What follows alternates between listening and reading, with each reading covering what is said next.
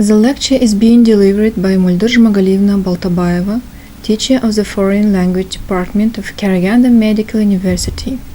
Essay. The main of the lecture is summarize and consolidate the lexical material on the topic.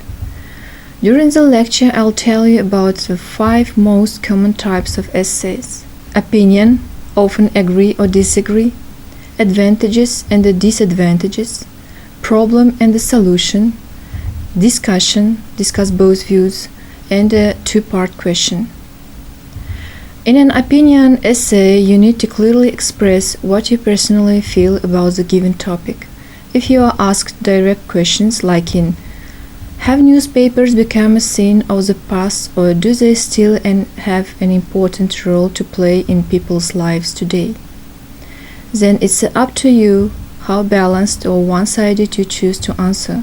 You can address both parts of the question equally or focus mainly on one side, depending on your point of view. In a task like computers have made it possible for people to work from home instead of working in offices every day, this should be encouraged as it's good for both workers and employers.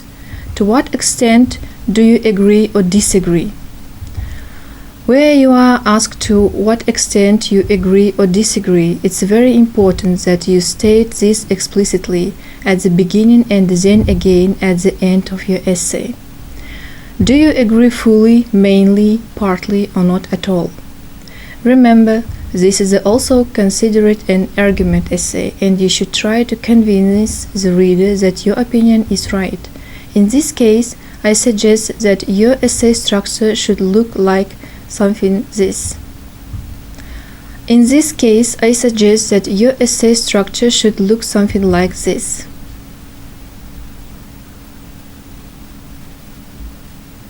In an advantages and the disadvantages essay, such as nowadays many students have the opportunity to study in a foreign country, what are the advantages and the disadvantages of studying abroad? You need to discuss the positive and the negative perspectives equally, and to clearly explain why you think something is an advantages or disadvantage. It's common to start paragraph 1 with the advantages, however this is optional. A possible structure for this type of essay is like this. In a problem and the solution essays, such as overpopulation is a major problem in many urban centers around the world. What problem does this cause? How can we solve the issue of overpopulation? You need to think carefully about how to respond to the questions posed. It's also important that you address all parts of the task. The first question will refer to the problem or cause, and the second question will refer to the solution. Try to limit yourself to answer these questions only, and don't introduce any further questions or points of your own, otherwise you might stay off task. Try the structure to organize your essay like this. In a discussion essay, such as in today's competitive world, many families find it necessary for both parents to go out to work, while some say the children in these families benefit from the additional income, otherwise feel they lack support because of their parents' absence. Discuss both sides and give your opinion. We will be presented with 2 sides of an issue, and you will need to examine both perspectives equally before giving your own conclusion.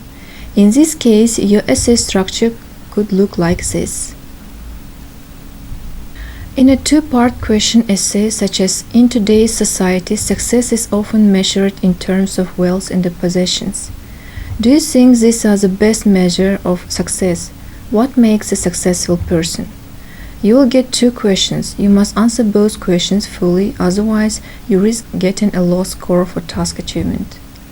So in this case, I suggest organizing your ideas in the following way. I highly recommend using these templates to practice organizing your ideas into paragraphs, then developing them into an essay. In preparation for writing exam, having a clear idea of these essay structures will help you to stay on task in the exam, manage your time more efficiently, and express your ideas clearly. This is all I wanted to tell you today. Thank you for your attention.